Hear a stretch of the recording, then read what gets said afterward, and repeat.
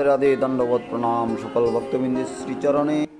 আকাশগঙ্গা নিয়ে আসেন, সুরভিকায় নিয়ে আসেন, ঐরাবত হাতিতে করে আকাশগঙ্গা নিয়ে এসে পঞ্চানমিত বানিয়ে সমস্ত ইন্দ্রবাসীকে নিয়ে এসে এই স্থানে অভিষেক করান। সেই অভিষেকের জল এসে এই স্থানে জমিত হয়।